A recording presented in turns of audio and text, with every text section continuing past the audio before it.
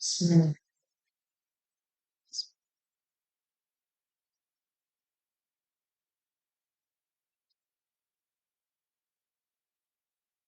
What do you understand? Correct. It's correct. Right?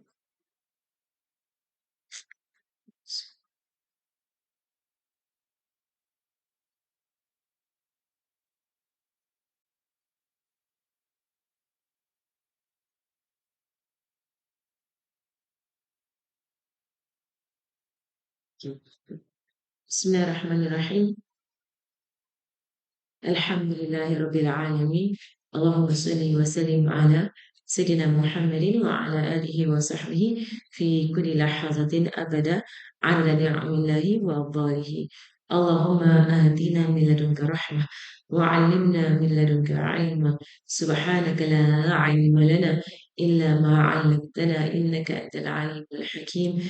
بسم الله الرحمن الرحيم. نوينا نتعلم وتعليم وتذكر وتذكير والنفع والانتفاع والإفادة والاستفادة والحث على التمسك بكتاب الله وسنة رسوله صلى الله عليه وآله وصحبه وسلم ودعاء إلى الهدى ودلالة على الخير ابتغاء وجه الله ومرضاته وقربه وثوابه سبحانه وتعالى مع لطف وعافية برحمتك يا أرحم الراحمين.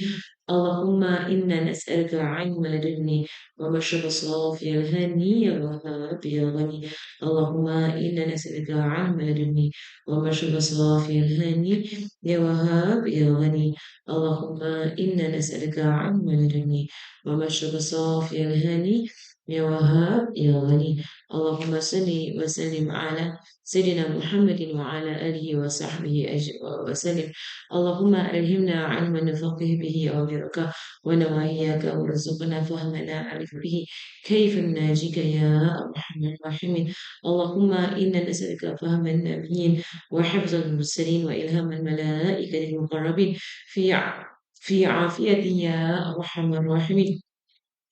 اللهم أغننا بالعلم وزينا بالحلم وأكرمنا بالتقوى وجملنا بالعافية يا أرحم الراحمين. آمين وصلى الله على سيدنا محمد وعلى آله وصحبه وسلم. اللهم إنا نستودعك ما قرأناه وما نقرأه في هذا المجلس وما قبله وما بعده فاحفظه علينا حتى ترده إلينا وقت احتياجنا إليه يا أرحم الراحمين. اللهم أكرمنا بنور الفهم وأخرجنا من ظلمات الوهم وافتح لنا أبواب رحمتك وانشر علينا حكمتك يا أرحم الراحمين. آمين وصلى الله على سيدنا محمد وعلى آله وصحبه وسلم. اللهم يا من مقاليد الأمور كلها بيده وإليه يرجع الأمر كله يا فتاح يا عليم يا فتاح يا عليم يا فتاح يا عليم افتح علينا فتحا قريبا. وصلى الله على سيدنا محمد وعلى آله وصحبه وسلم. بسم الله الرحمن الرحيم. رب اشرح لي صدري ويسر لي أمري واحلل عقدة من لساني يفقه قولي وسدد لساني واهد قلبي وافعل كذلك بأحبابي أبدا. وارزقنا كمال فتوح العارفين والفقه في الدين مع كمال الإخلاص والصدق واليقين والعافية والغنى والنصر والحفظ والنفع والانتفاع وخيرات الدارين وعلوم الأولين والآخرين. آمين وصلى الله على سيدنا محمد وعلى آله وصحبه وسلم والحمد لله رب العالمين. الفاتحة. أعوذ بالله.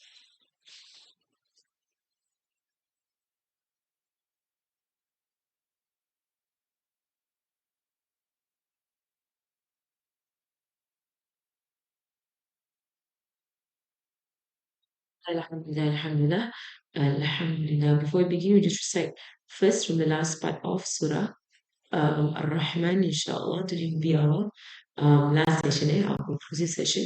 Right? Inshallah, we will finish Surah Ar-Rahman, inshallah. Bismillah.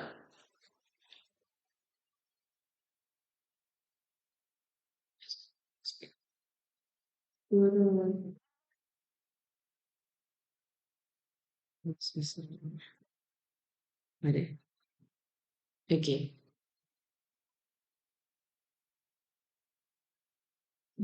So I'll go from the last part. Right, and we have reached last week, right? We have reached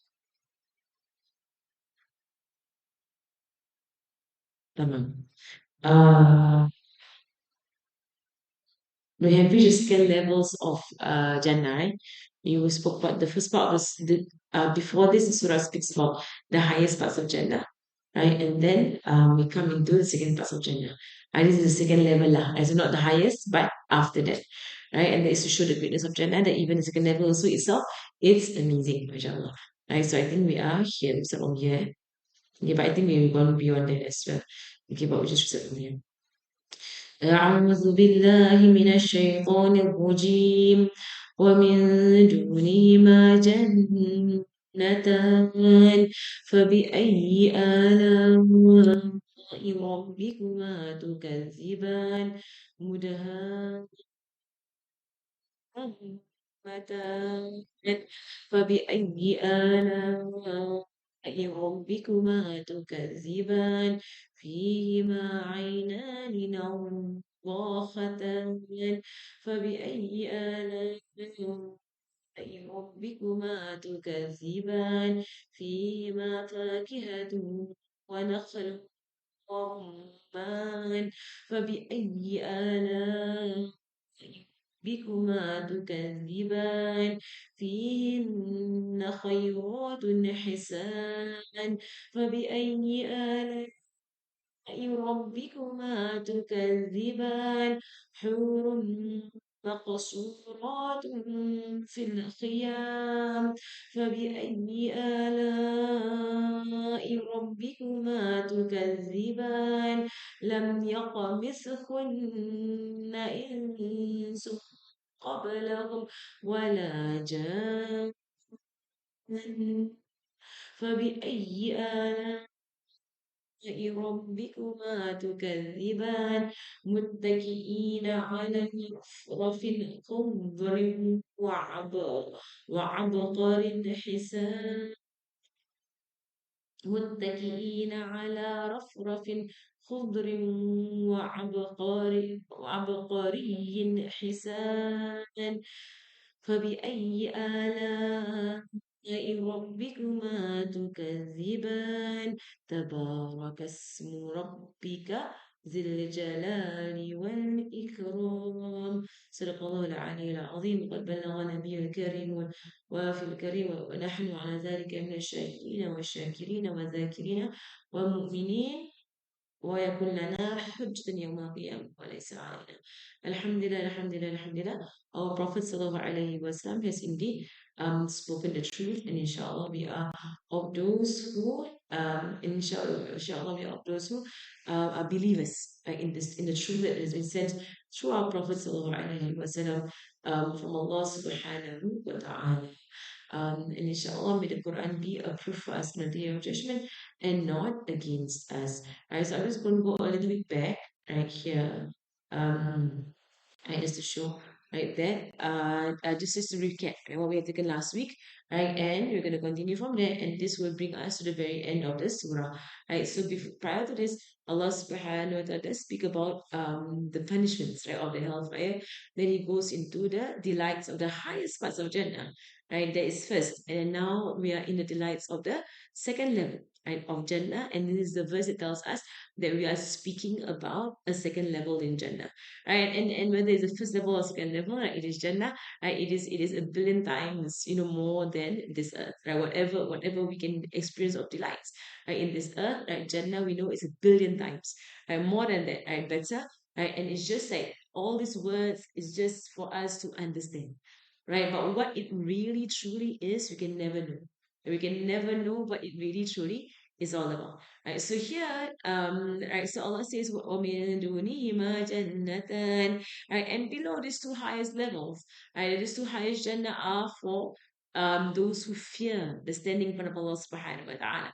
Right? And so anything that Allah subhanahu wa ta'ala speaks about is the fear. Right? The fear is beloved to Allah subhanahu wa ta'ala. That they fear Allah's they are awestruck, and they fear the the punishment or the displeasure of Allah subhanahu wa ta'ala. And this is beloved to Allah subhanahu wa ta'ala, a slave that has fear in him out of love, right, for Allah subhanahu wa ta'ala. Right? And so below these two gardens will be two others. And more of the likes of Jannah mentioned, more blessed from Allah subhanahu wa ta'ala for the Ashabul Yameen, right? These are the people of the right hand who get the book in their right hand. The top two are for the Muqarrabeen, right? Those who are Sabiqun, Sabiqun, Ulaika Muqarrabun, right? And those who are foremost and foremost, right? They're the first, right, to do all the good deeds. They are the first to leave the sins. They are the first to try, right? Any sunnah. They are the first. They are the first. They are the first. They are eager, and they're always there, and they always come, and they always, getting on whatever is good, and it's always them. Subhanallah. They're sabiqun, sabiqun. Right? Those who rush to Islam in the first few years of Islam, right? Those who rush to ibadah, to worship, and when they hear about worship, those who run away from sins, and these are sabiquna, sabiquna. Those who are very eager, right, to please and to obey Allah subhanahu wa ta'ala. Right? These are the highest level. Then below them will be the Ashabul Yameen. And in it's from Surah Waqi'ah. And we're going to come into that after the Surah, it's Surah Waqi'ah. And Surah Rahman, and you have Surah Al Waqi'ah. And Surah Al Waqi'ah speaks about these three groups of the Muqarrabun. And then it speaks about the Ashabul Yameen. And it speaks about Ashabul Shimal. Right? Those who are close, right, the people of the right hand, right, those who get the book in the right hand, and the people of the left hand, those who got their book in the left hand. And this would be second place, but amazing nonetheless. Right? Nonetheless, they are amazing. Right. So right. فبأي آلاء ربكما تكذبان مدهامتان.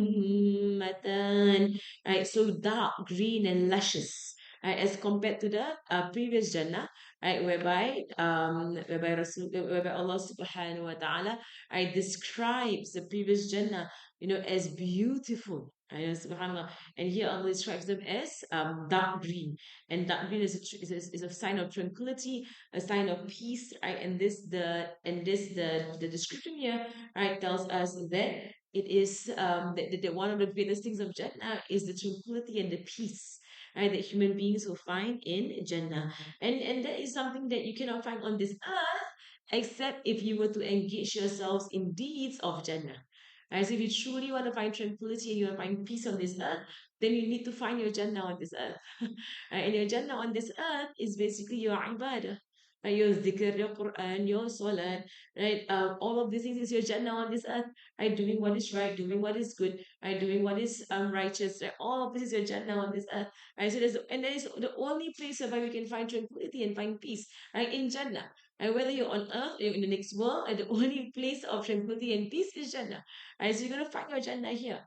Right, and subhanallah, and then you need to find the Jannah of dhikr, the Jannah of Quran, the Jannah of Salat, in this way, the Jannah of service, right, to other people, and that is, and from there you will be in this tranquility, right? So the description of a dark green, right, it is pointing, right, it's pointing to the fact of that there will be tranquility, right, for this person in Jannah, and this is something that is sought after by all human beings. When you ask a human being what do they want, right, and whatever answer they give you as to what they want, if you keep asking why do you want that, and they will answer something else, and you say why do you want that, and they will answer something else, and then why do you want that, and they will answer something else, and eventually every human being the answer will go back to because I want to be happy, right? And that's what every human being looks for.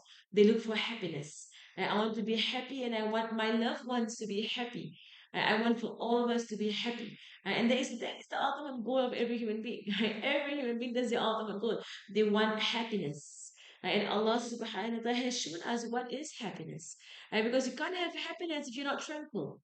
Right? And how many times have you ever tried? Right? If you're disturbed by something, if you're stressed about something, if something's on your mind, right? Is there happiness in your voice? Is there happiness in your face? You can't. Right? Because your heart is being occupied, right, by something that you're worried about. Right? Or you're anxious about, or you're sad about, or you're stressed about. There is no happiness in there. Right? But if you've ever felt a complete relief, and a complete tranquility, and just, rida and satisfaction, and contentment. And you feel like, you just, like, they call it carefree, right? In English, is a carefree. There's nothing bringing you down. And that is a form of happiness, mashallah. Right? And that is something that we can gain, inshallah. Right? In Jannah, of course, with no worries. Right? But in this dunya, right? In this dunya, let our worries be our akhirah. Right? And no other worry besides our akhirah. Only one worry. And our worry is the day of judgment. We sitting before Allah subhanahu wa ta'ala. In this dunya, whatever comes, comes. Lah. And whatever come what may, and whatever it is that comes our way, let it come our way. Khalas. MashaAllah. Right? And it's just what it is lah. Right? It's dunya lah. Things come, things go, money come, money goes, and so on. Lah. Like you just have a rhythm. After a while, just figure it out. MashaAllah. Okay, فبأي آلاء ربكما تكذبان. And all these gifts are from Allah subhanahu wa ta'ala. That Allah subhanahu wa ta'ala has given this to us, this tranquility. Thank you. Okay, no. Inshallah. Allahumma salli ala Sayyidina Muhammad. Now, and so, like, the gifts here, right? What do you deny that Allah has created happiness in us? And do you deny that Allah has created tranquility? And tranquility is of the greatest gifts of Allah subhanahu wa ta'ala. And it's a true story that I've heard when I was in Darim. One of the Westerners was there and was a convert. Right, he told this story that of how he converted. It was a very simple story of how he converted. Right, basically, the issues of life began to weigh very heavily on him. Right, as an atheist, disbelief in God, like this dunya, this world ends up being very, very very ugly, right? And it becomes just like a very big burden on a person. And I can imagine, like for me, like if let's say now, but if let's say you to imagine it, a life without God, like how depressing is that? Kan? And I do wonder how they live. Because like we wake up in the morning, Allah, kan? We go pray. I go and do your zikr, go and do your dua. Zuhur comes, Asar comes, Maghrib comes, Isha comes. Right? Even if you're not praying on your menses, you're still on about your creator. Right? You go for classes, you do your zikr, you do your salawat, right? Your life revolves around him, subhanahu wa ta'ala. Right? You have problems, you call out to him, right? Even if you're uncomfortable, you say, Ya Allah, right? When you're upset, you say, Ya Allah, right? I mean, having a life that revolves around our Creator, right? I can't imagine a life that doesn't revolve around our Creator. Like if I try and imagine, I feel depressed. I like, what is that? Wake up, go to work, come back, sleep. That's all. In my life, it's just that I should be depressed. Right? Wake up, go to work, come back, sleep. Wake up, go to work, come back, sleep. Just go through the motions. Like with nothing to look forward to. Right? Nothing that you're aiming for, nothing that you're striving for. Right? Because if someone's life is just about this dunya, they strive and strive and strive. By the end of the day, you come to a conclusion that is temporary. Right? So like someone in this dunya, what do people strive for? They strive for some certificate. Or from the beginning. They strive for a school. You enter the school. Or you don't. Khalas. Right? They strive for their degree, for a certificate. They get it. Or they don't. Then what? They strive for a particular job. They get it. Or they don't. Then what? They strive for a higher position. They get it or they don't. And then what? Right? Strive and strive and strive and strive. Strive to make my first million before I hit the age of 40, for example. Okay, if they get it, then what? Right? I mean, really, like this dunya is boring. It is boring, kind of boring. Right? And you strive and you strive and you strive and you strive. Okay, like you have family, you get married, you have kids and so on. Right? But all of this comes to an end. And without a belief in the hereafter, it does seem really meaningless. Right? Like all that you do and all that you love and all that you strive for comes to nothing.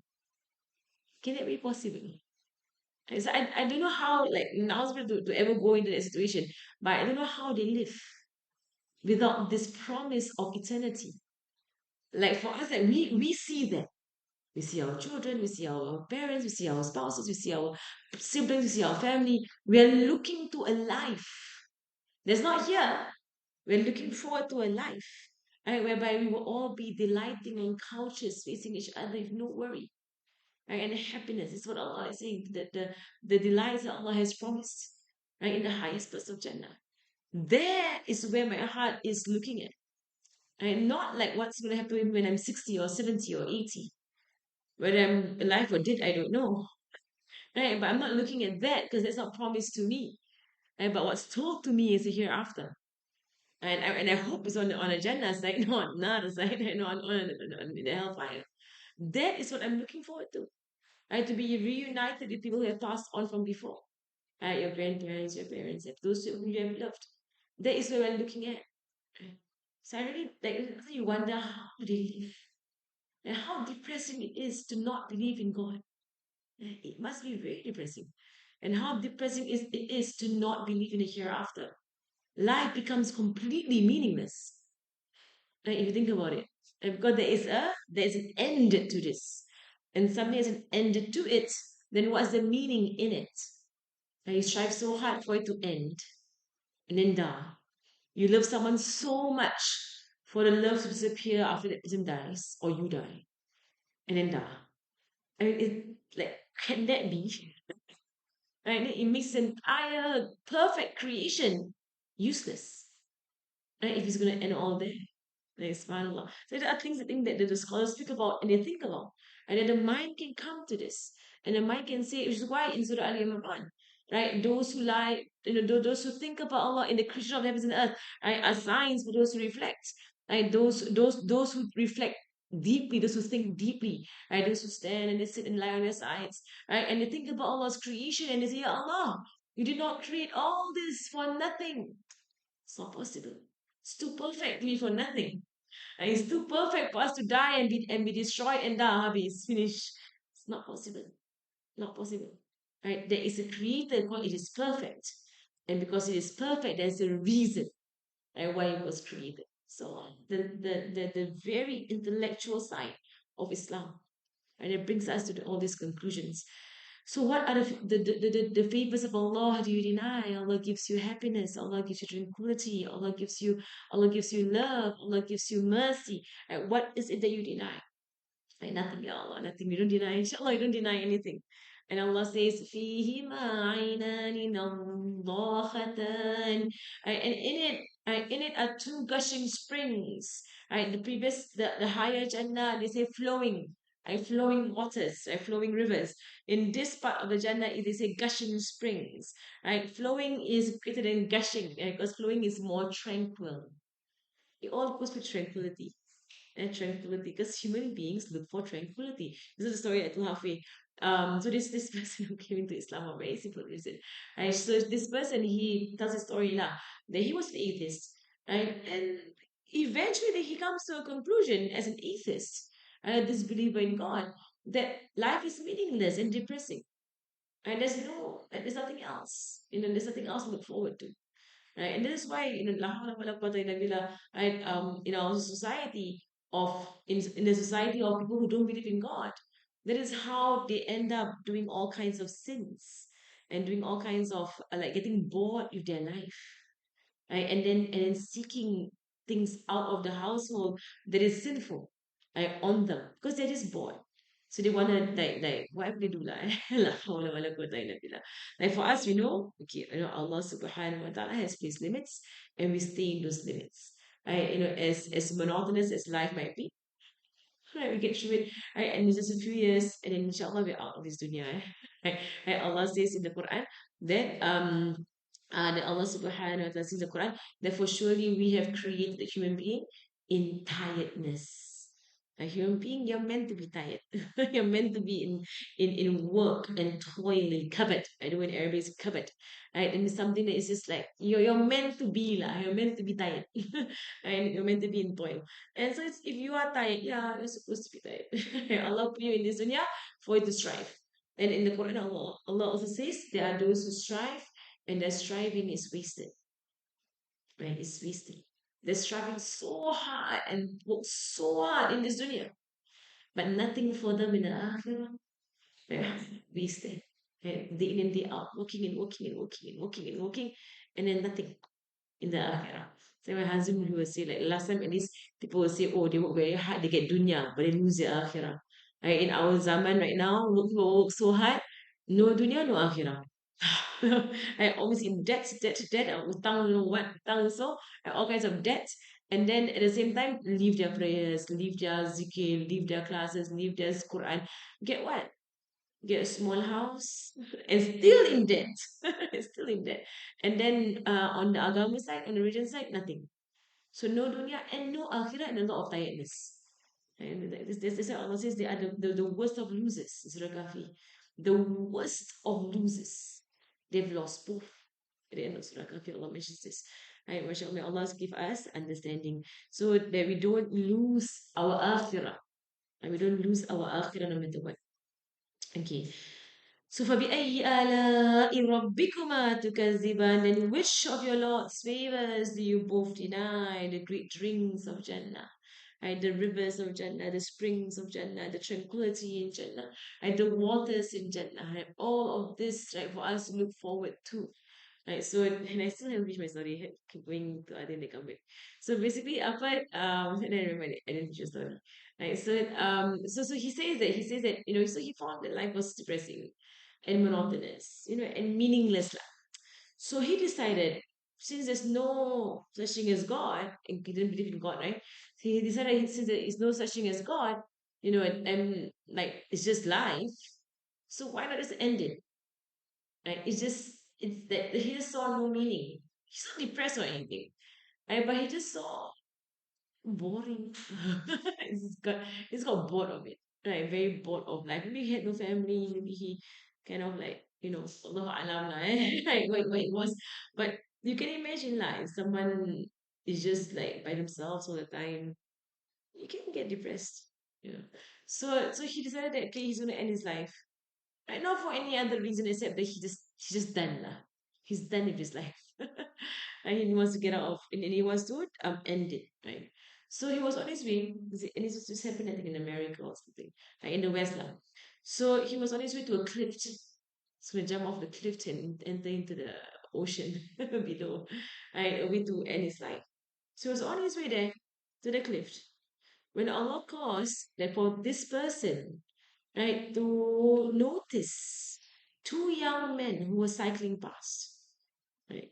And when he looked at the faces of these two young men, and he was walking towards the cliff, was about to end his life already, right? And he was looking at these two young men, and he saw that there was this radiance on their faces, this happiness, and this tranquility again, and that is Jannah, tranquility. And he saw this tranquility, this radiance, this happiness on the faces of these two men. Right? And Allah caused for this person to stop them and to ask them, why are you so happy? Basically, he wants to know. What are you also happy about? What's so good? Right, so he actually stopped them and then he asked them, I see that there's this happiness in your face, like a calmness and a tranquility in your faces. May I ask why? Like, why are you guys so happy? Right? And then they said, why not? Right, why not? Why shouldn't we be happy? Then he was like, it's a boring one, right? It's a boring, tiring, and burdensome what? And what's so good about this world? And the people said, well, we worship our Creator Subhanahu wa Ta'ala. Right? And we do as He says, right? And we find happiness. Right? And of course, this man said to them, right, what are you all? What kind of what faith do you follow? Right? And can I learn about it? And of course, they were Muslims. These two boys were Muslims. Eh? So the Muslims must carry the religion well. We need to carry it well. Right? That if we ourselves, because of our lack of zikr, our lack of Quran, our lack of ibadah, we don't carry this happiness with us. And it's something that is very important to instill in our young. Right? Being happy. Right? Learn to be happy. And happy with what? Happy with Allah. And happy what Allah has given you. And when I teach the children, I get very firm on them, right, as they grow older, lah, right, when they keep crying to seek attention, right, when they keep crying over the smallest, tiniest things. And a lot of times as human beings, lah, we're not taught, and we're not taught to not put our emotions in things that are not important, right, and things that are temporary, right, but to place our emotions with the one who is forever with us. Right? Because crying over small things is a form of ingratitude to Allah subhanahu wa ta'ala. It is. And not being grateful to Allah subhanahu wa ta'ala will cause for your blessings to be removed. It's possible. Right? So how many of human beings, as they grow older, they carry this habit, they carry the habit, right, of crying over small things, making a big fuss over small things to seek the pity of other people. And I'm sure as adults we've met many of them in our lives. And we've met them. I've met a lot of them, and they're not below the age of 12. Right? They're all above the age of 30 sometimes. They're all adults. And there's this, like crying and making a fuss and whatever, and just for the sake of attention, pity, sympathy. I from other people. It's a very sad way to live. And so as Muslims, as Muslims, we should be the people of cheerfulness, of positivity, of smiles, of seeing all things good around us. So that's where the Muslims are supposed to be, because our Prophet ﷺ was a very positive person. Like he was a prophet of positivity. And that was what he was, sallallahu alaihi wasallam. And he went through the most difficult life. If anybody has a right to complain, he has a right to complain. He went through the most difficult or the most difficult life, sallallahu alaihi wasallam. But he was a prophet that was positive. Always smiling, always cheerful, always energetic. As a Muslim was that. And it was through this two Muslims that he saw, and that he was attracted to the light of happiness and tranquility. He was attracted. And they influenced him. Eventually, he came into Islam. And Islam, when he came into Islam, and he found purpose, he found meaning, he found happiness. And where he was in Islam. And these are the favors of our Lord subhanahu wa ta'ala. Then Allah subhanahu wa ta'ala says, فِيهِمَا فَاكِهَةٌ وَنَخْلٌ and in both of these Jannahs, second level Jannah, I will be fruits, palm trees and pomegranates. Right? In the Quran, Allah mentions a few different fruits in the Quran, and here we find the fruits of palm trees, right? Of dates. And pomegranates also mentioned here in the Quran. And now they're all calling all these apa superfoods. And all the words for them, right? The powerful, the power fruits, power fruits, or whatever. They now have identified dates, right, to be one of those power foods. And pomegranates now they identified, mashallah, Prophet Sallallahu has informed us a long time ago. And these are the fruits of Jannah. Okay. فَبِأَيِّ آلَاءِ رَبِّكُمَا تُكَذِّبَانِ. And then Allah uses the same words that we know in this dunya for these fruits, right? And Allah is describing a fruit in Jannah that has the same name, but we know it's going to be different, right? But it's Jannah, right? Jannah is going to be different, right? But Allah uses the same name of Rahman, of Nakhla, right? And Nakhil, and of Ainab, and so on. The same names for these fruits that Allah uses, the same names are used for Jannah. So, and this is to show us, right, that there is a part of Jannah Allah has placed on this earth. And there is a part of Jannah, right, in His creation. And that is when you find delight in His fruits, when you find delight in the halal. And when you find delight in the halal that Allah has created, then you have found your Jannah here. MashaAllah. And so the greatness of Jannah, you seek what is halal here, and inshallah for you what is best in the hereafter. فيهن خيرات حسان. And in this Jannah, so now the comparison, So previously, Allah spoke about the Hurul Ain, right? The damsels of Jannah. And here Allah speaks about the pleasant mates. And again, it is female, the khayrat and the hisan, right? They are the best of people of company. Right? So beautiful pairs you keep company with, those above can go down to those below, but those below can go down to those above them. MashaAllah. Hisan here means beautiful in looks and character. Right? So here Allah speaks about the companionship in Jannah. Right? So for those people who are in Jannah, if there are people whom you used to love in this dunya and they are in Jannah with you, then those who are on a higher level of Jannah can go down and visit those on a lower level of Jannah.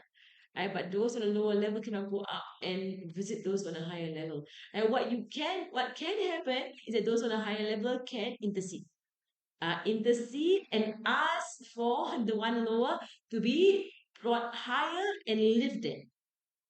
So it's not a visit, but it is a like you bump them up lah to the first class, right? As you can intercede, right, and you can bring them up higher, right? But if that is not that, if Allah did not grant that, then they can come down, right? And they can visit their relatives who are at lower level of Jannah.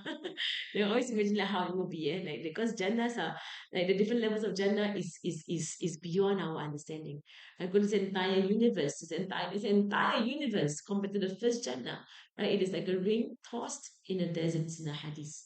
Right? And the first level of Jannah, the second level of Jannah is like a ring tossed in a desert, and so on and so forth until all of the Jannahs, seven Jannahs, then all of the Jannahs compared to Allah's kursi, his footstool. It's like a ring tossed in a desert as compared to science. Then Allah's footstool compared to his arsh, like his throne. So Allah has a kursi and an arsh, the two things. Right? There's the footstool and there's a throne. Right? And it's like a ring tossed in a desert. The comparison in size. Right? So you can never imagine what is that, what is Jannah. But we know of the delights of Jannah is having good companions. Right? And therefore, we can find this here on this dunya. And when you find good companions on this dunya, these are the good companions you can find in Jannah. And then which of your Lord's favors do you both deny? فَبِأَيِّ آلَاءِ رَبِّكُمَا تُكَذِّبَانِ. Right? And so of the delights of companionship, in this world, good companionship is a form of Jannah. Right? As the Prophet ﷺ said, that when one of you were to go by a garden, the gardens of paradise. And what was he referring to? He was referring to a circle whereby they are a circle of knowledge speaking about Allah subhanahu wa ta'ala. Right? So he said, as he called that circle of knowledge to be a garden from the gardens of paradise. So he said, if you were to go by, a garden of the gardens of paradise, then sit and listen and be in this garden of paradise. Right? So can you imagine if, let's say, all of your companions are people of Jannah, right? People of khair, of goodness, right? Then when you're with them, you are in Jannah. Inshallah. Okay, so now here, حور مقصورات في الخيام. Right, so they are her na'im, right? They are maidens, like pearls on earth. Right? She's exactly perfect for her pair. Right? And for every person, male and female, right, you will have the perfect pair. Right? And Jannah, the delight is higher, right, than anything that is sexual. Right? This is just an example of a companion. But what it is in Jannah is beyond that. Right? It's not animalistic, right? In as how we have in the dunya, it's not animalistic, right? But it's something that is pure and hard.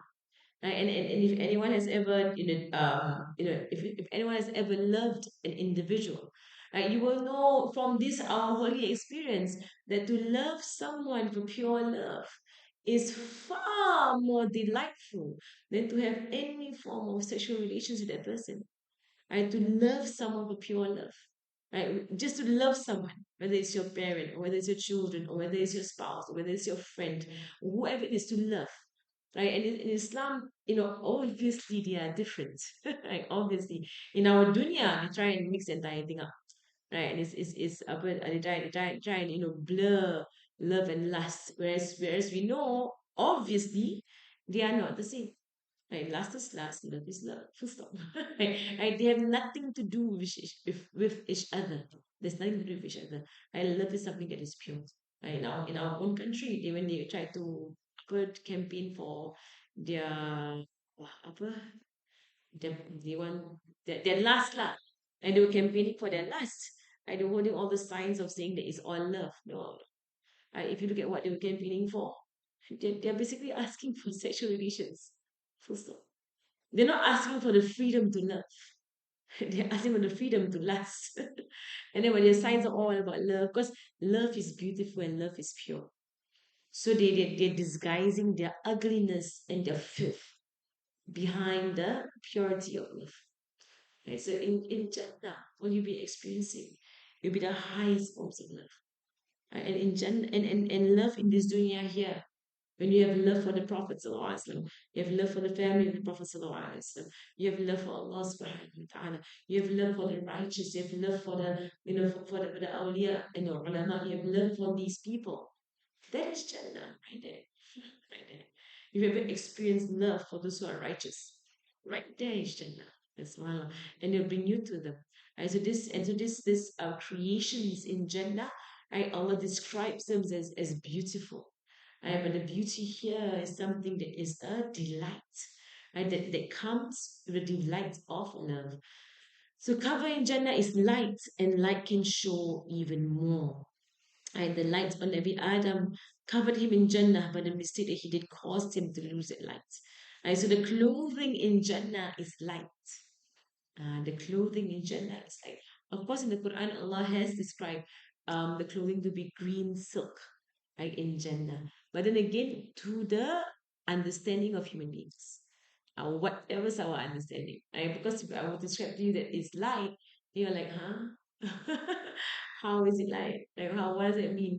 I said that are passing where Allah subhanahu will say, right, green silk. So you can understand, right, the best form of clothing. But it is said to be light. And whatever it is, it's light. So only when we get there, inshallah we get there. But only when you've seen it, then you've seen it now. No matter how we go through the verses, we can never understand what Allah is speaking about. But Allah tells us just so as to entice us and to encourage us. فبأي آلاء ربكما تكذبان. Then which of your Lord's favors will you both deny?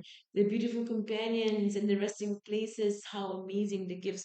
That is why I keep saying that we are aiming here. Like how many of us would love to just be resting the whole day and not have a care in the world? I mean, how many of us would love that? All of us, right? I mean, if ever a day comes in our life, then we can do that. Like, I can't remember the last time that happened. Even when you go on vacation or so, you're just like you're like thinking about things at home, and you're thinking about your family, you're thinking about your work, and your mind is just never like removed like from that. When we come to our salat point, we should try our best in our salat. Right, to try and just be focused on Allah subhanahu wa ta'ala. But even then, there is a stress that's there because you're trying to focus. And so like for me, I do find it stressful.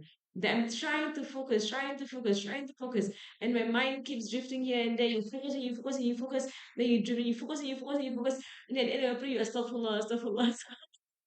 And there is a stress, right, in salat because you are performing. So it's called the performance of the prayer. You are performing, and when you're performing, you get stressed because you're trying to perform, you're trying to impress, right? And who's the one you're trying to impress? Allah subhanahu wa ta'ala. So prayer is stressful. It is stressful, right? For us common people. Right? It is stressful. Right? Because you're trying to impress Allah. It shouldn't be something that's light and like that you couldn't care about, no. But it's something that okay, I'm in front of Allah, right? I have to be focused. Allah is looking into my heart, right? It could be my last salah. It could come out white and bright and dua for me. It could come out black and cloud like a cloud and curse me. And if you run all these things through your head, like every salah is quite stressful in a sense. Like you're trying to do your best. But at the same time it's a blessing. And because you're close to Allah subhanahu wa ta'ala. And there are of the scholars that when they take their wudu, right, when they take their wudu, the people around them will see their faces change in color because they realize they are about to stand in front of that is Allah subhanahu wa ta'ala. Right? And then one of the righteous was asked, how do you maintain your focus in your prayer? And he said, when I stand in the prayer, I imagine I am standing on the sirat, the judgment and sirat. I imagine beneath me is the fire. And I imagine in front of me it is Jannah. And I imagine behind me is the angel of death. And so when I imagine all these things, and I know that Allah is seeing, when I imagine all these things, how can I not be focused? I can imagine if you're praying on the sirat, and that will be the best prayer that you ever do. I can imagine that if someone told you that they're about to kill you, means death is right there looming in front of you. And you say, okay, let me pray 2 rakats. Right? Like, would you, subhanAllah, like, what kind of rakats would that be? Like, 2 rakats of taubat kan? Like, taubat from everything. It's still fun. You do whatever you can to clean your record, right? If you know someone's about to kill you, subhanAllah. So how amazing the gifts of Allah subhanahu wa ta'ala. Uh, and so in Jannah, it is a place where you rest. Right? It is like if you have ever, and I think most of us has ever faced this, is the stress that you get before exams, then the exam is over. That rest. By now you can just free your mind. You don't have to worry about anything. It's that kind of thing. But you have finished your last paper for the year and now you're just resting. That is like in Jannah. You have finished your test of this dunya. You've gotten the results, and alhamdulillah, they were good, right? And now you're in Jannah, and there's a full and complete rest. I cannot wait. It's so tired, this dunya, mashallah. I cannot wait for that rest in Jannah. And amazingly, the in Jannah, it is that everybody will be of the same age. I cannot imagine it. Like everyone of the same age, men are 33 years old and women are 28 years old. Can you imagine? That's why, buddies, eh? Your kids will be older than you. Your boys are older. Yeah. They're babies. And then, but on this world, they are young men. And you're a young woman. Like you're 28 and they're 33, like, and then they were at men will be 33 or 32, and then women will be 28. Right? So your father and your brothers and then your mother and your grandmother and your children, they're all 28. We're all 28. Macam, I don't wonder why the age, 28 and 33, eh? A nice age to me. Huh? It's the prime age, You're 28. And for me, gone is a long time ago. 28. Again, completely pure and reserved for their partners. When I tell the kids about that, they were like, huh? Then Ustazah will be younger than me. See, yeah. The boys will be older kan. Because the 5-year-old, 3-year-old, small boys. Then I'll be bigger than you. Yep, I'll be younger. But I'm not complaining, I don't mind being younger. MashaAllah. لم يطمثهن إنس قبلهم ولا جان. No human origin has ever touched these millions before. Right? They are completely pure and reserved for their partners. Right? And their focus will be only on their partners. And it was this verse that we said that here showed us that there are jinn in Jannah. Right? Jannah is for human beings. Jannah is also for jinn. Like how Jahannam is for human beings and Jahannam is for jinn. متكئين على رفرف خضر وعبقري حسان. Right, they will be reclining. Again, it's all about rest. The whole Jannah description is all rest because Allah says, لقد خلقنا الإنسان في سيدنا محمد. I covered. What's the ayat? What's the ayat? What was that? What is this? And I remember Allah Subhanahu wa Taala says that Allah has indeed this Surah Tin. No, no, Surah Tin. Is it Surah? What last Surah? Surah Fajr? No. Okay lah. The way I think I know it's in Jusama somewhere. But I can't remember what surah it is right now. You remember what surah it is? There's a kabat there. خلقنا الإنسان في لا خلقنا الإنسان لقد خلقنا الإنسان كده lah. Think of the ayat later. What's my ayat? Is it right there? But it's not coming to me right now. Surah Surah uh, Surah Fajr.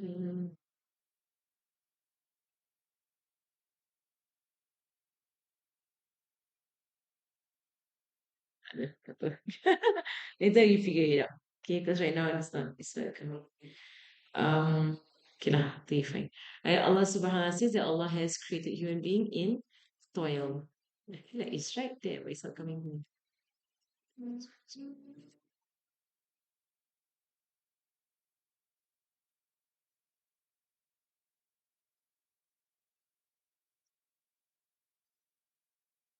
Okay lah, never mind. I'm gonna put it aside. Like I'll come back. Did anyone find that yet? What surah is it? You go to all of this Amma. There. Surah Balad. Correct, Surah Balad. Balad.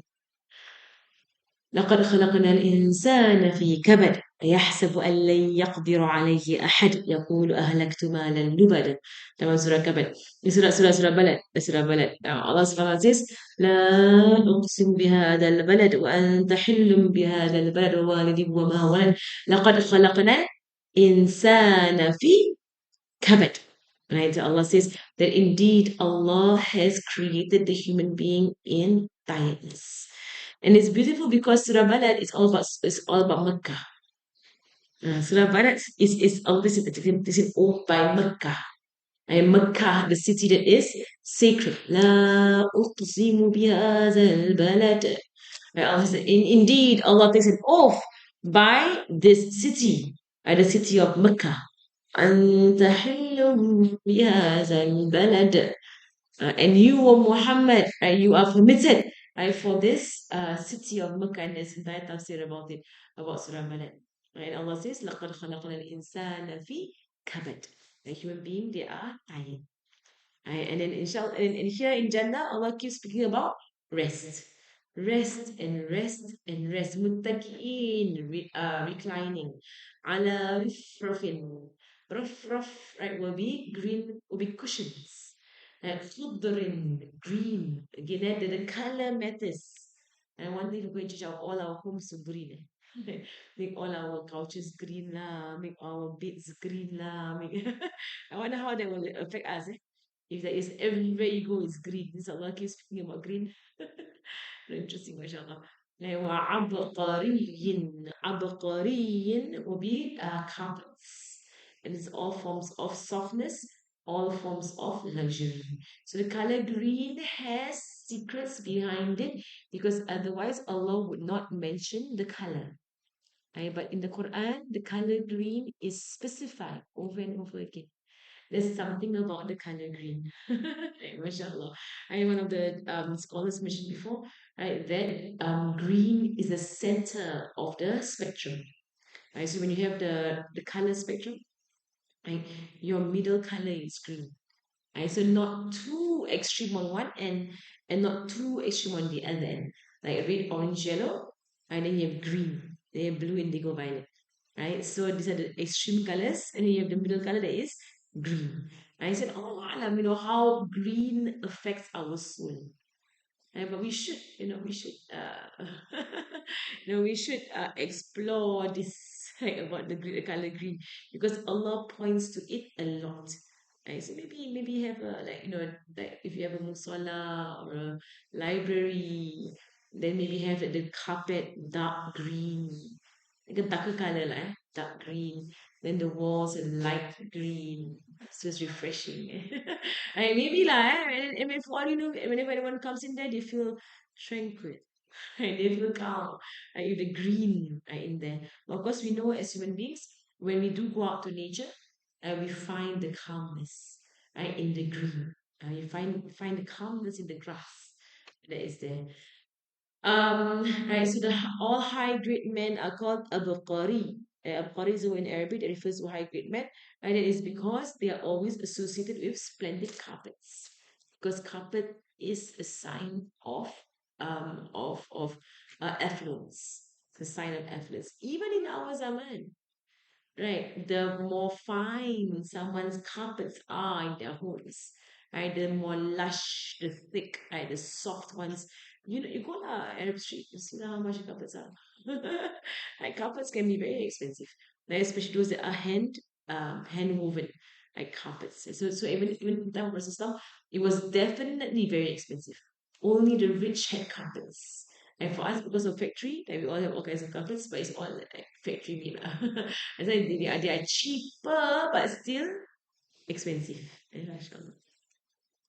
فبأي آلاء ربكما تكذبان?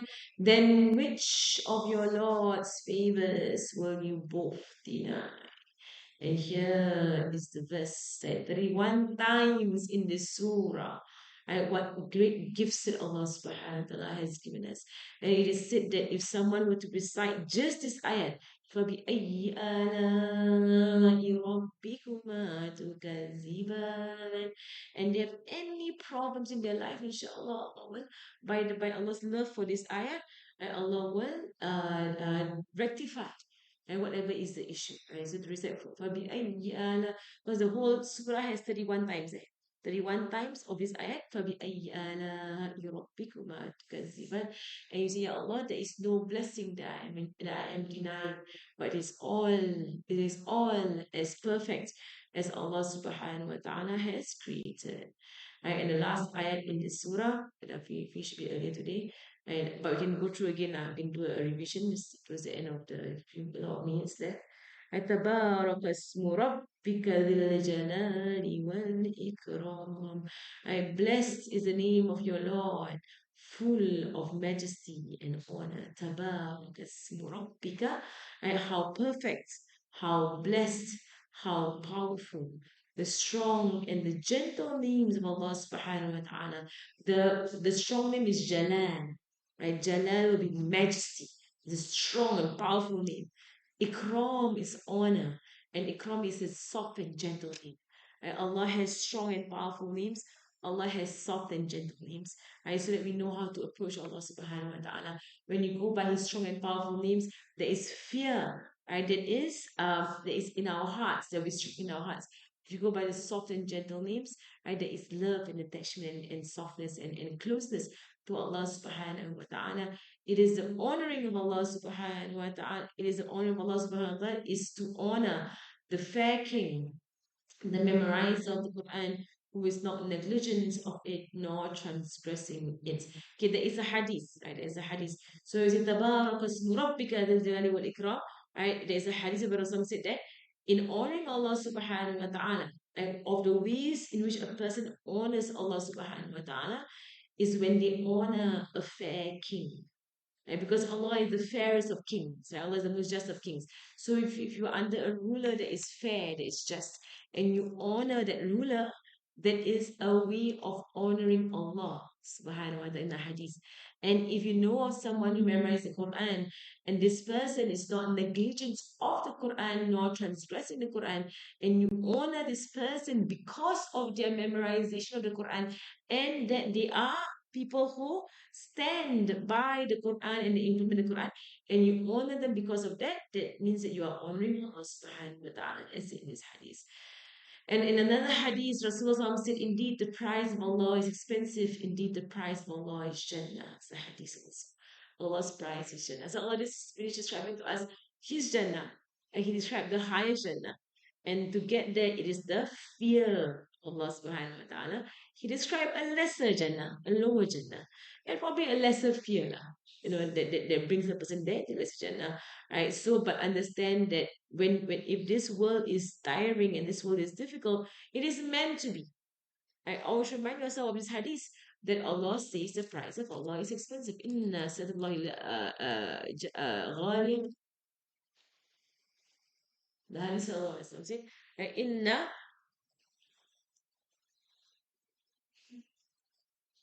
تقول الحديث إن سنة الله الغالية نسأل الجنة نعم لا صدق الحديث عشان أنا forgetting all my hadiths right okay so let's see okay when it comes to me it comes to me right the hadith but the hadith is of the meaning that indeed the price of Allah. Okay. Indeed, the price of Allah subhanahu wa ta'ala is expensive. Indeed, the price of Allah subhanahu wa ta'ala is Jannah. Right? So if you find that it is difficult to wake up, for the Hajj, or it's difficult to improve your Quran, or it is difficult, right, to be good to those who are evil to you, it's difficult, right, to control your tongue, then tell yourself that Allah's price is expensive. Allah's price is Jannah. Don't think it's going to be, an easy way to Jannah. It's easy when you think of Allah's mercy, yes, right? But Allah expects from us, right, to put in the best that we have. And Nabi Ibrahim alayhi salam, he said, indeed, I am going to my Lord and he will guide me. So he said, Tabarak ismu rabbika dhul jalali wal ikram. Right, that as long as you are focused and you're turning to Allah subhanahu wa ta'ala, there is guidance from Allah subhanahu wa ta'ala. Okay, alhamdulillah. And that concludes the end of the surah. Right? So, inshallah. We will go through from the beginning, right? But I won't go through from here, but just a recap. Right? From the surah itself. Okay, I'll show the English as well. It's a recap of the entire surah.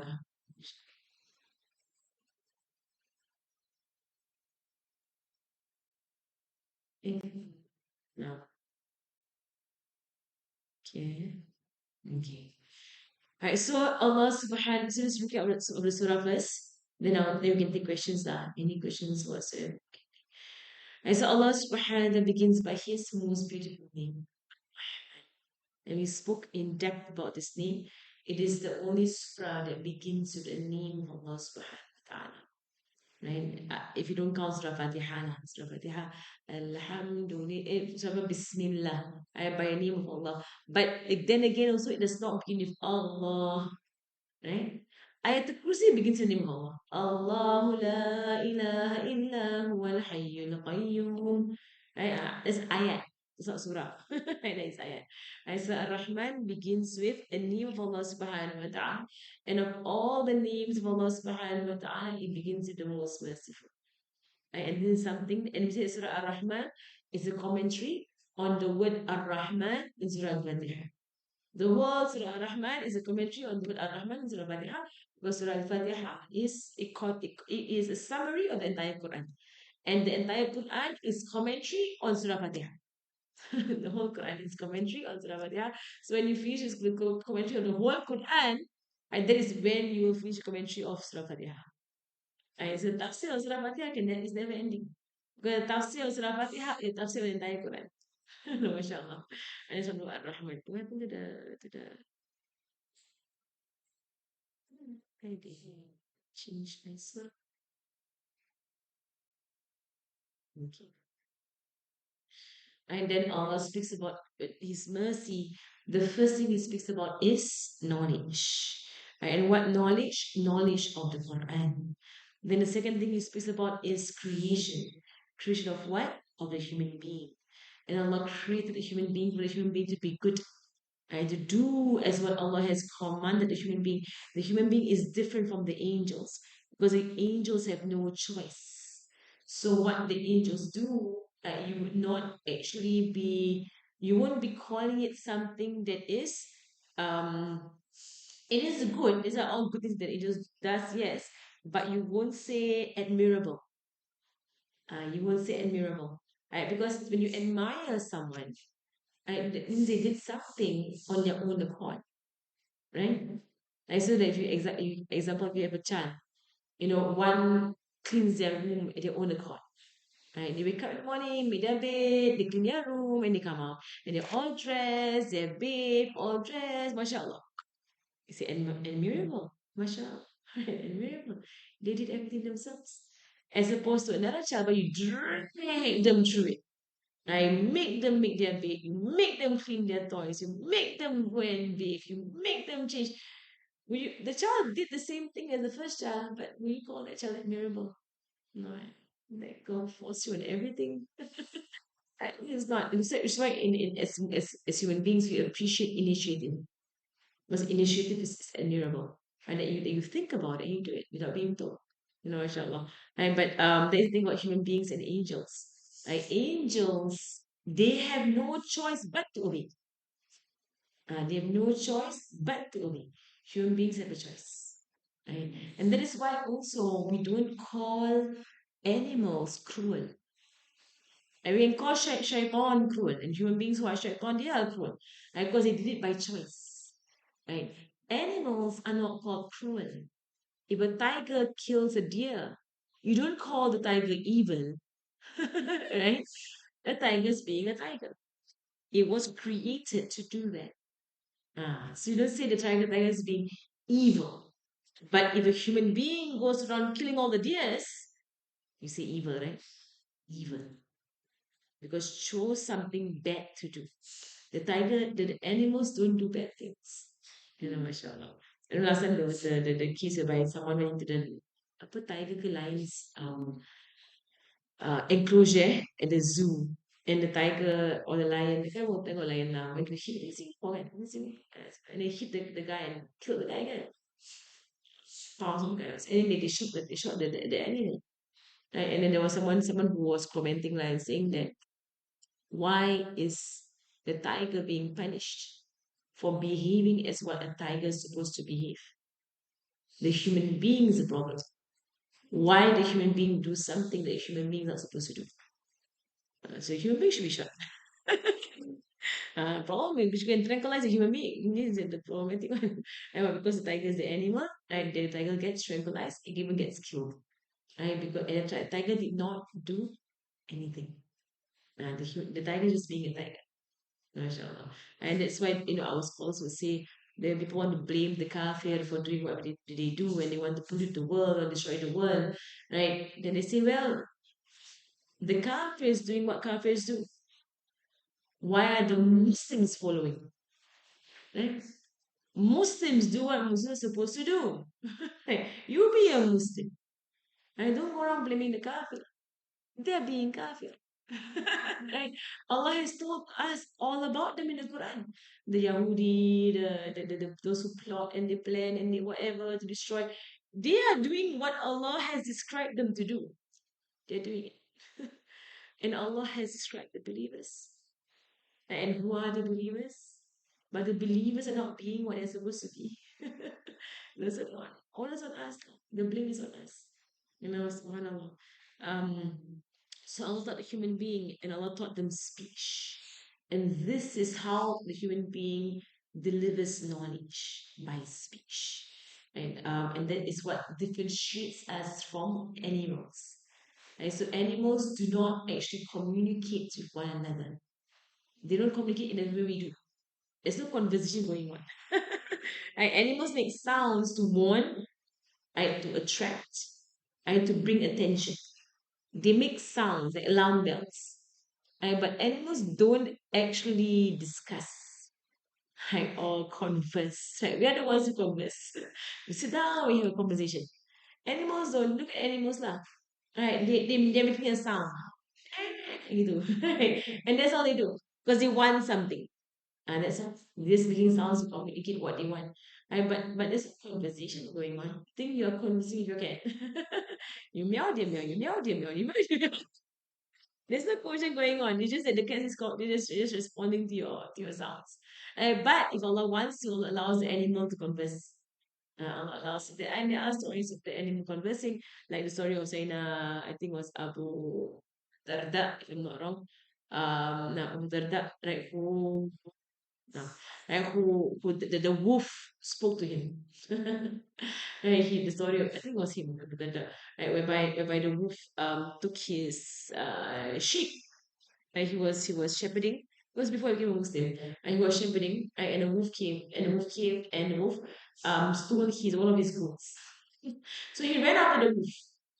But it was before he became a Muslim. He ran after the wolf, and then the wolf, when he caught the wolf, and the wolf turned to him, and the wolf said, "Why do you take my food from me?"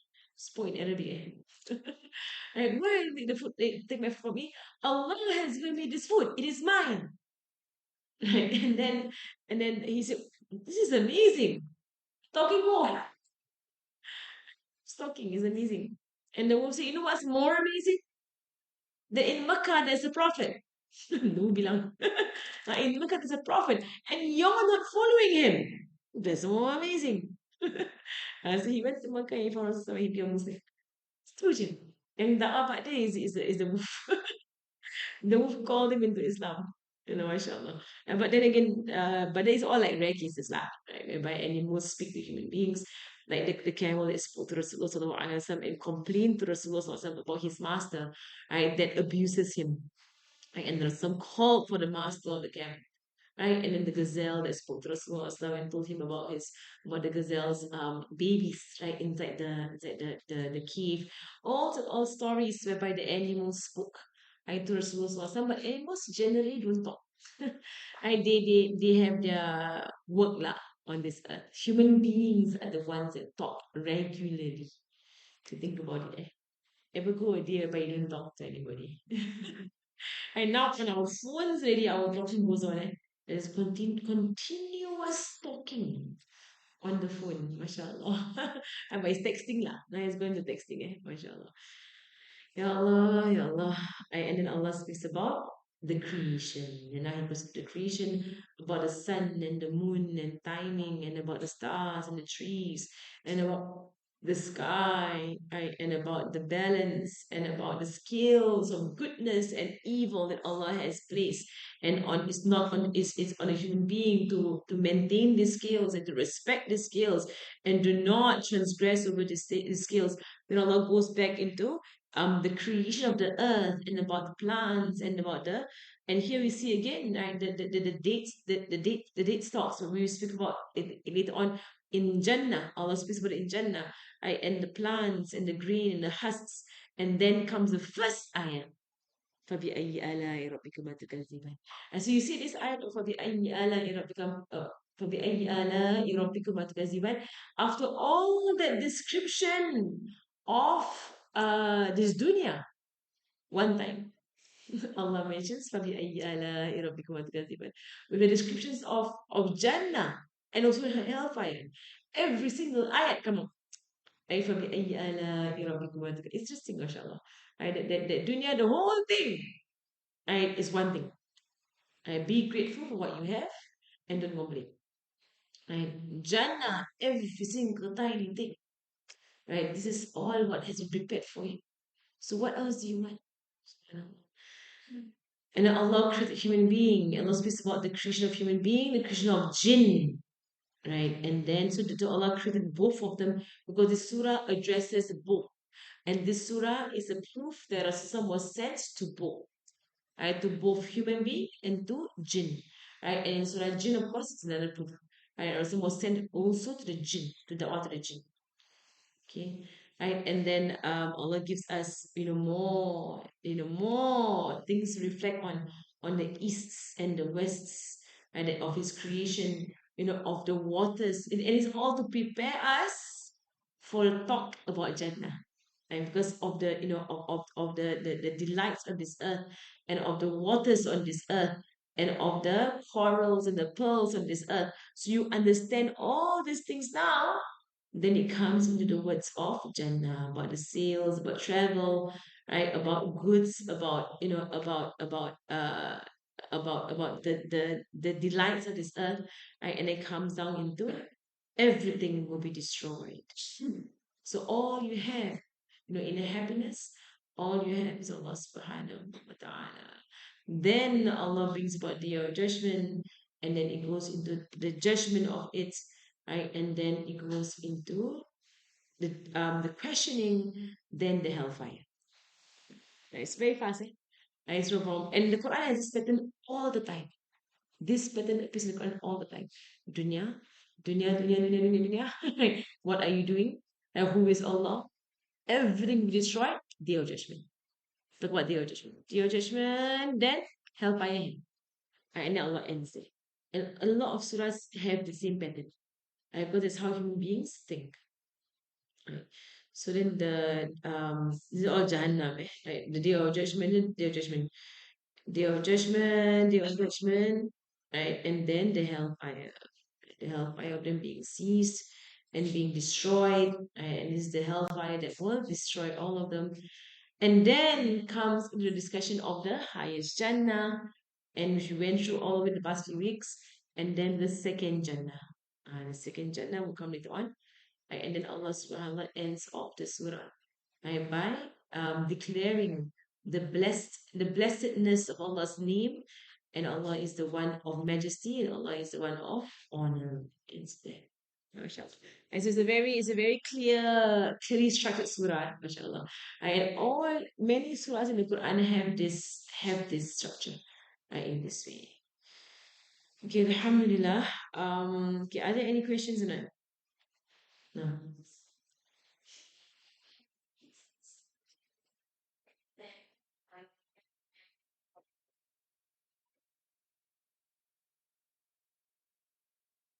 So you say that Allah can make it easy for you. If you find it difficult, then ask Allah to make it easy. Lah. It's easy for Allah. It is easy for Allah. Subhanahu wa ta'ala. Yes, Allah. Sure. So mashallah. But the difficult part that I'm speaking about just now was the ibadah. Ibadah. But that one I would say to someone when they say, why is it so hard? Right. Allah's price is expensive. Like someone will say, like, it's so hard to learn the Quran, it's so hard to, and you just encourage them the reward. Remember the reward is Jannah, not anything. Right, so that kind of like encouragement lah. Like if someone feels like, am I the only one who finds this hard? It's like, no, no, no, everyone finds it hard. And so you're not lesser, right? But you're normal. You have a question? Like when we are in Jannah, all of us we like my second question. The scholars and actually the ulama discuss also. They say that from what they gather, like what Rasul says, is that everyone will be beautiful and perfect to the way they like it. It means how I would love to look. That's how I will look. Right? But people will recognize me as me, and I'll recognize you as you. So it's some different word. So like if you is that the thing about some in his looks so now as one of the verses of poetry by Sayyidina Hassan bin Thabit, the Sahaba, and who used to write poetry. He had a verse that describes the beauty of the Prophet Sallallahu Alaihi Wasallam, whereby he says, "The likes of you, no woman has ever given birth to." Right? You are as if you chose your features, and there's a meaning in that. And you are as if you chose your own features. Now, as human beings, we look at our features. We might think that my nose do this way, or my eyes, or my ears, or my skin, whatever I said that all the descriptions of the beauty of Rasulullah is that his beauty was so perfect. It was as if he chose it. MashaAllah. There was nothing to change of his beauty. No, MashaAllah. Alhamdulillah. MashaAllah. In Jannah will be a beautiful gathering. But it's going to be like, the day of judgment is going to be a lot of surprises. On the day of judgment. Then we just, may Allah have mercy on us. Mercy on us and spare us all the horrors of the day of judgment. Okay. Are there any other questions? Just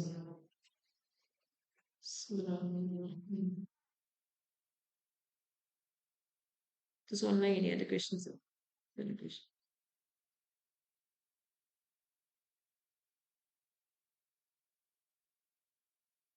Given no questions, now read it all. Bismillah. Yeah.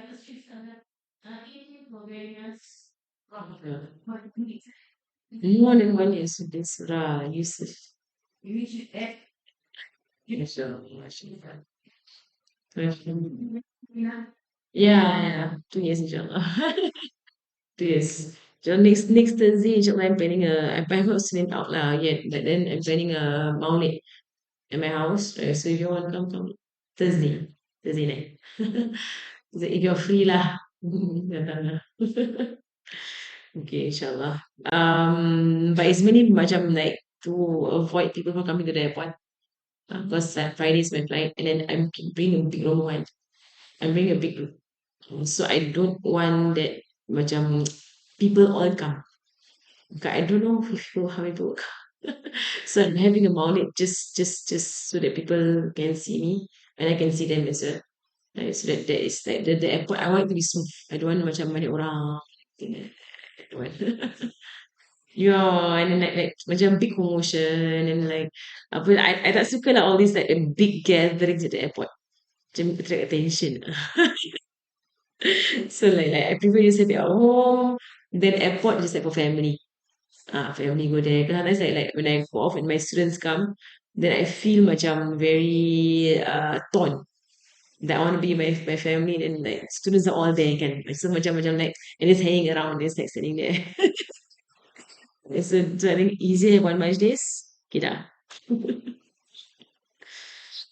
اوكي بسم الله الرحمن الرحيم ربنا انفعنا بما علمتنا ربي علمنا الذي ينفعنا ربي فقهنا وفقه أهلنا قرابات لنا في ديننا مع أهل بدر أنثى وذكر ربي وفقنا في قول ما ترتدي قولا وفعلا كرما ورزقي كل حلا دائما وخلا أسقي العلماء نحظى بالخير ونكفى كل شر ربنا واصلح لنا كل شؤون واكرم الرضا منك العين واقضي عنا ربنا كل الدين قبل أن تأتينا الرسل من واغفر واسر أنت أكرم من ستر وصلاة الله توجه المصطفى من إلى الحق دعانا والوفى بكتاب فيه للناس شفاء وعلى آل الكرام الشرفاء وعلى الصحب والصحب الغار اللهم أهلنا بهداك واجعلنا من يسارع في رضاك وتولنا وليا سواك وتجعلنا من خطوة أمر وعصا وصلى الله على سيدنا محمد وعلى آله وصحبه وسلم والحمد لله رب العالمين في كل لحظة أبدا على خلق في الناس سيدة عشر كلمات يا ربنا اعترفنا بأننا اقترفنا وأننا أسرفنا على الأضواء شرفنا فتب علينا توبة توسع لكل حوبة واستر لنا العورات ومن روعاتي واغفر لوالدينا ربي ومولودينا والأهل والإخوان وسائر الخلان وكل ذي محبة أو جيرة أو صحبة والمسلمين اجمع آمين يا ربي اسمع فضلا وجود منا لا باكتساب منا بمصطفى رسولي نحظى بكل سولي بمصطفى رسولي نحظى بكل سولي بمصطفى رسولي نحظى بكل سولي صلى وسلم ربي عليه عد الحب وآله وصحبه عداد تشي السحب والحمد لله في البرء والتنام حمدا كثيرا دائما محبة نسيب الحمد لله رب العالمين بسم الله الرحمن الرحيم اللهم نور بالقرآن بصري واشرح به صدري وأطلق به لساني واستعم به بدني وقوي به جناني وأسرع به فهمي بحولك وقوتك فإنه لا حول ولا قوة إلا بك يا أرحم الراحمين وصلى الله على سيدنا محمد وعلى آله وصحبه أجمعين بفضل سبحان ربك رب العزة عما يصفون وسلام على المرسلين والحمد لله رب العالمين الله أجمع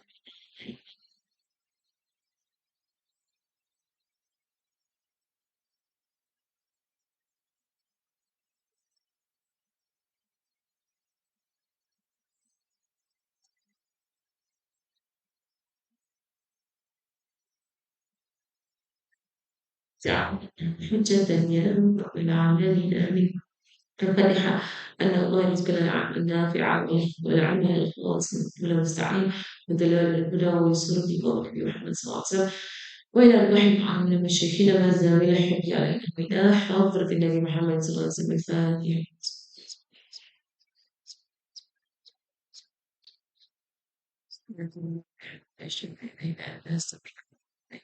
بسم الله الرحمن الرحيم.